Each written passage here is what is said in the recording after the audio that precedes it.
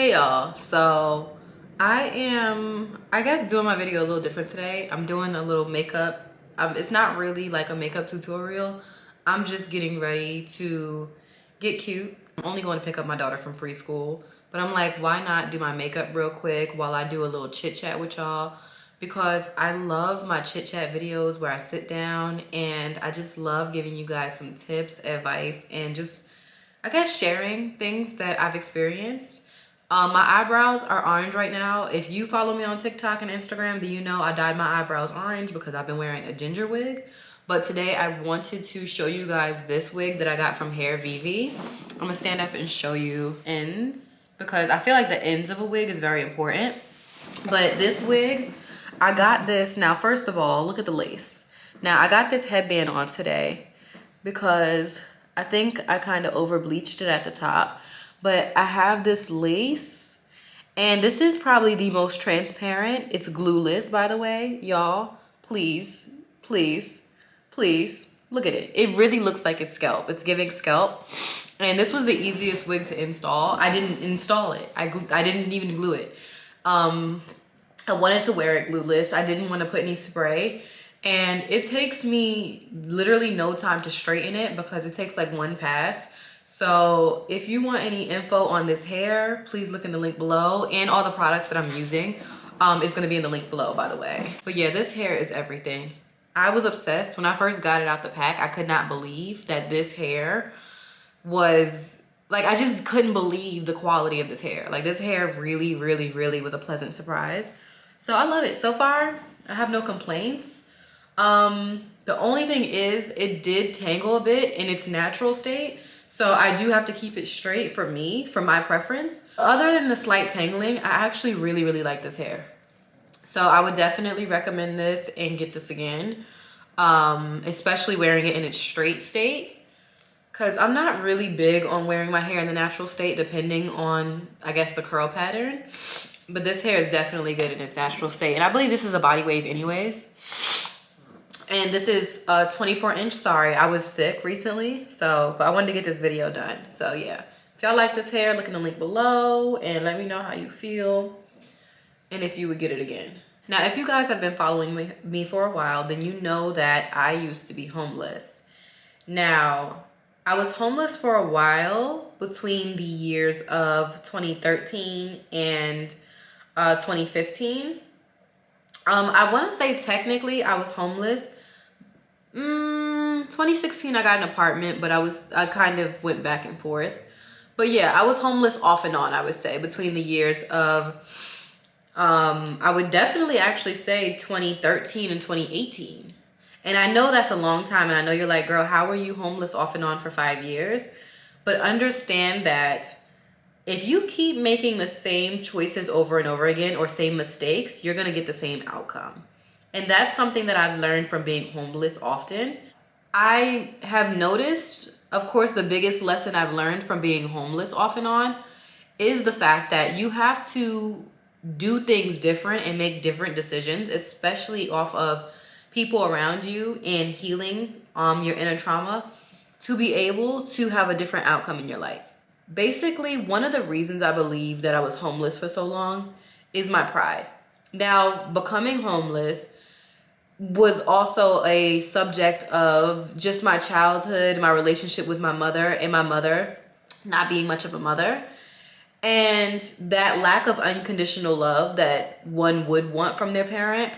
So I definitely spent the end of my teen years living outside.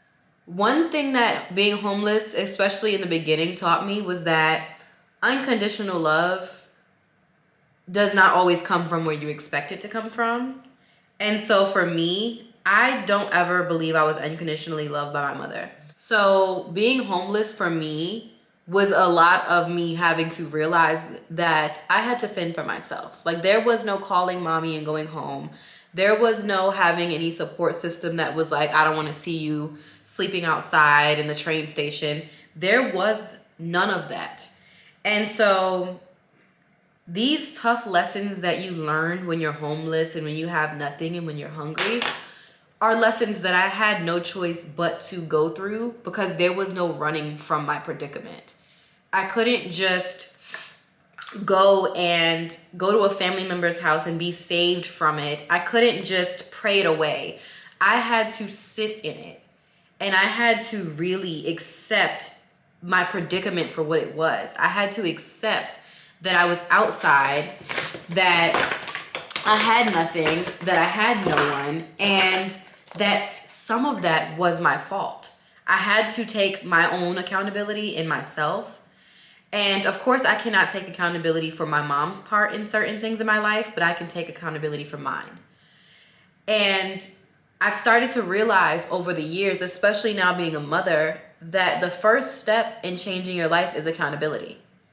And so when I was homeless at first, I think I spent the first, I want to say 3 years that I was homeless off and on, filled with resentment. Like, I think I spent the first years hating everyone. I blamed everyone. I didn't see my part in any of it.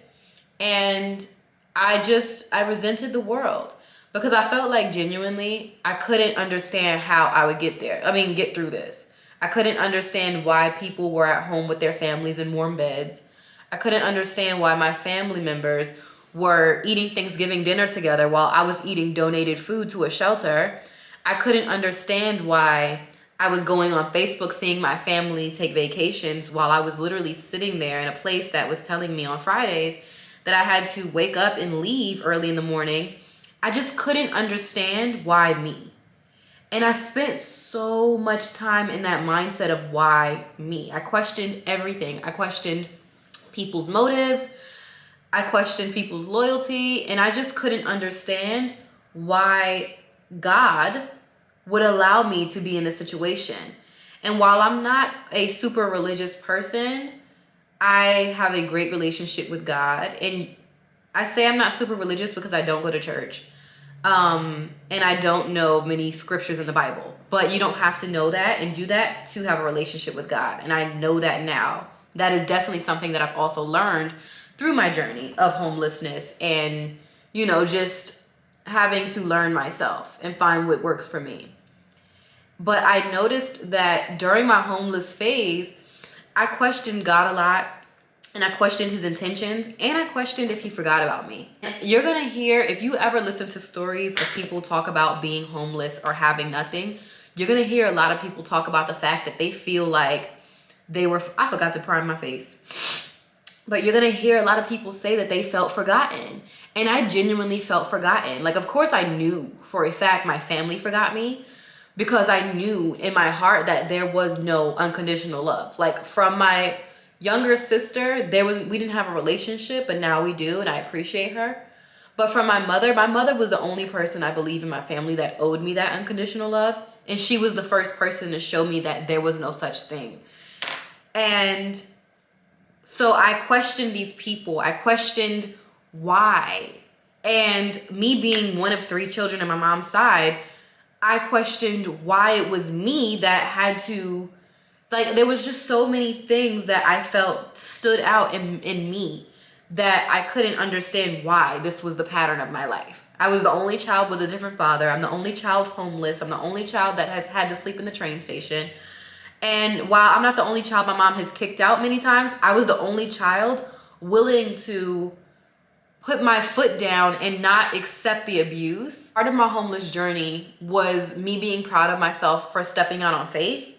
But me being proud of myself sometimes turned into having this pride and thinking that I was right. Just because I was right to leave my mother's house to save myself didn't mean that I knew what the fuck to do. Yes, I was totally right for leaving her house, because had I stayed in my mother's house, I would have probably endured way more worse things than homelessness. And sometimes it's actually better to have nothing than to have something that is constantly hurting you and traumatizing you.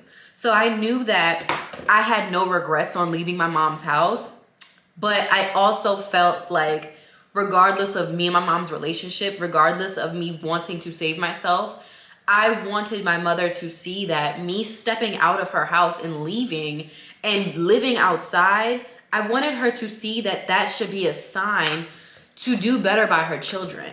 Because I felt like my mom has never taken accountability, but in me fighting for my mother to take accountability for her being the reason why I was homeless, I forgot for a long time to take accountability within myself. I spent a long time searching for an apology from my mother. I spent a long time wanting my mother to love me, and I spent so much time wanting my family to see that if I'm willing to sacrifice myself, if I'm willing to sleep outside in a train station, why isn't anyone seeing how bad it was living with her? Because for so long, people looked at me like I was crazy for saying that my mom was abusive. And for so long, this concealer gives a little bit orange, but that's also because I guess the shade, it's the closest one to my skin tone. So it shouldn't be giving orange, but it definitely looks better when it looks a little more like a beachy summer feel once I do my like concealer. Once I do my like highlight and stuff. So it's gonna come together. Trust the process. But yeah, I felt like for a long time when I would talk about my mom being abusive, my family members would make me feel like I was crazy and that I was lying. And so I felt like not only was my homelessness because I had no other choice, it felt like a badge of honor because it was like, I would rather live out here than there. But it also, me having that resentment pent up inside for everyone and me wanting for everyone to learn their lesson, I guess, and me sacrificing myself for people to learn their lesson, I forgot to learn mine for a long time. And I sat there for so long, spending so much time worrying about everybody else and, thinking about what everybody else was doing and going on Facebook and seeing my family be happy while I was hungry. And I forgot for a long time, because I lived in this victim mindset, to see what it was within myself that I also needed to change. Because I'm gonna be honest, you can go through trauma and you can have a shitty childhood, but having a shitty childhood does not give you the right to be a shitty person. And I say this wholeheartedly because a lot of people will be a shitty person. A lot of people will be liars and stealers and thieves and killers. And they'll do that and blame the fact that they were abused and blame their trauma and blame the fact that their childhood wasn't the best. And for a long time, I did that.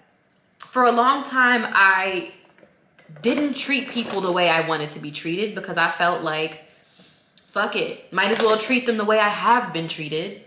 I might as well treat people the way that I was taught to treat people based off of the treatment that I received growing up. And so I started to love people with resentment in my heart. I would resent people before they even hurt me. I would love people conditionally. And I didn't realize until I got older, until I guess became a mother and became more spiritual, that how you treat people manifests how the world will treat you. If you treat people with resentment, if you treat people like they're gonna hurt you, they are. Because you tend to attract the type of people that you feel people will be to you. So if you feel like every guy ain't shit, you're gonna attract ain't shit men. If your first thought about something is how it could negatively affect you, you're gonna always endure things that negatively affect you. And so me sitting here traumatized as a child and growing up with this trauma and this hatred and this resentment, I kept attracting people and attracting versions of myself that were filled with hate. And it took me a lot of living outside. It took me a lot of heartbreak. And it took me being humbled by having to enter the shelter more than once. Having to walk in the doors of a shelter that I had left as a model resident, as a person that got a job and that got an apartment. I had to come back to the same shelter a year later. I had to humble myself because I was so in this victim mindset that I kept going through the same thing over and over again because I felt like everything I was going through was the world's fault and not mine. I literally could not take accountability. Like, I could not figure out how my life was so bad and how so many people had good lives. I couldn't understand how God could have forgotten that I exist and forgotten that I needed grace. And with that being said, y'all, I'm not a makeup artist, so don't judge whatever I'm doing, please. Like, I'm just doing it. It's gonna come out cool, so whatever. Trust the process. But it's funny to me. It's not funny, but it's just, I find the humor in it now that I lived with this victim mindset for so long because I was so afraid to say that I was the reason why I was constantly homeless. And I think that, I'm not even gonna say I think, I know that once I started to take accountability, once I started to say, okay, this is a common denominator and a common theme in your life where you're constantly thinking negative, you're constantly resenting people, you're constantly treating people the way you were taught to treat people, not the way you want to be treated. I started to realize that, damn, I'm the villain in a lot of people's story. Not even a lot of people. I'm the villain in some people's story, but I am the biggest villain in mine. Because while I'm sitting here looking at my life story thinking my mother is the mojo jojo, the big villain and the traumatizer or whatever, I didn't realize the abuse that I was putting myself through. Because I believe that your parents' voice becomes your inner voice. And so if you have a parent that is narcissistic or abused you, it's very hard to love yourself properly and not feel like a victim all the time because that's what you've learned. And so for a few years after I was homeless, I went on this journey of having to unlearn a lot of things that I learned in my childhood. Like, I had to learn how to talk to myself properly. I'm still learning that. I'm still learning to stop saying sorry all the time. I'm still learning to stop calling myself names. Like, I'll call myself dumb, ugly. And even though I'm joking, there is that insecurity and the self-consciousness that's the honest portion of what I'm saying. And I'm learning that in order to be the best version of myself, I have to stop creating these cycles within myself that stem from the traumatized version of me as a child. Because I can sit there and look at my mom and see what she could have done different. But to become the best version of myself, I had to start looking at what I could have done different. What I could have done different as a person and now as a mother. Because I believe that the most humbling part of my journey has been being a mother. Because now I have a child of my own that I'm realizing will one day hear my voice in her head when she thinks about herself. And the way I treat my child is the way she's going to treat herself. If I don't treat her with unconditional love, she won't love herself, and she'll probably end up in these cycles that I'm now coming out of. It's crazy to me that now I'm in my late 20s. I say late 20s as if I'm like turning 50. I am in the last years of my adult childhood. Because I tell people all the time, I believe that your 20s is the senior years of your childhood.